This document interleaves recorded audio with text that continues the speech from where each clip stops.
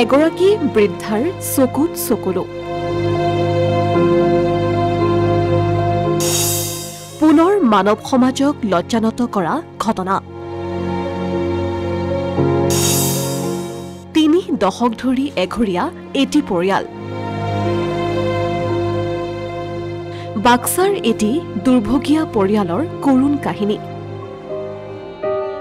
সমাজৰ পৰা বঞ্চিত বাক্সাৰ মুছলপুৰৰ পৰিয়ালটো এঘৰীয়া কৰাৰ কাৰণ কি হ'ব পাৰে আপুনিয়ে ভাবক ধৰ্মৰ বাবেই এঘৰীয়া কৰিলে পৰিয়ালটো হয় কৃষ্ণগুৰু ধৰ্ম গ্ৰহণ কৰাটোৱে পাপ হ'ল তেওঁলোকৰ কেৱল কৃষ্ণগুৰু ধৰ্ম লোৱাৰ বাবেই প্ৰায় ৩ দশক ধৰি এঘৰীয়া হৈ আছিল পৰিয়ালটো ইফালে পৰিয়ালটিৰ মুৰব্বীগৰাকীৰ মৃত্যুত মৃতদেহ সৎকাৰৰ বাবে ওলাই নাহিল গাঁওখনৰ কোনো এজন ব্যক্তি উপায়হীন হৈ পুত্ৰ সন্তান নথকা বৃদ্ধা পত্নীয়ে অৱশেষত আত্মীয়ৰ দ্বাৰা সৎকাৰ কৰিলে স্বামীৰ মৃতদেহ এই মৰ্মান্তিক ঘটনা সংঘটিত হৈছে বাক্সাৰ মুছলপুৰৰ সমীপৱৰ্তী চৰাইমাৰীত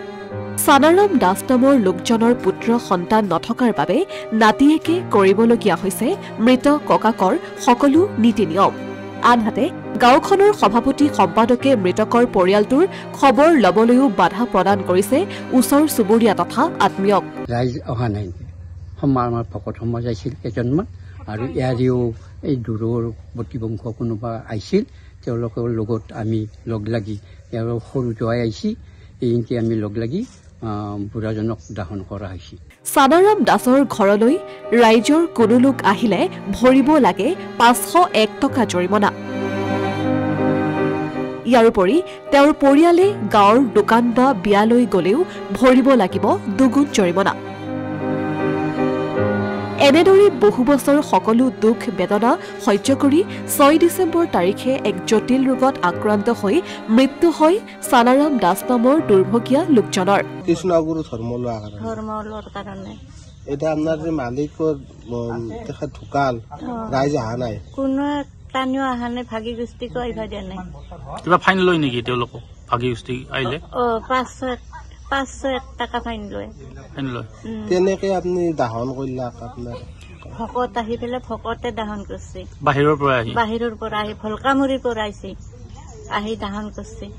এতিয়া প্ৰশ্ন হয় মানৱ সভ্যতাৰ বিকাশ আৰু বিজ্ঞানৰ যুগতো এনে সমাজ আছে নেকি এয়াই নেকি এখন ভদ্ৰ সমাজৰ কৰ্মকাণ্ড দুৰ্ভগীয়া পৰিয়ালটোৰ এই দৃশ্য দেখাৰ পিছত জিলা প্ৰশাসনে কি ব্যৱস্থা গ্ৰহণ কৰে সেয়াহে হ'ব পৰৱৰ্তী সময়ত লক্ষণীয় অসমীয়া প্ৰতিদিন ডিজিটেল ডেস্ক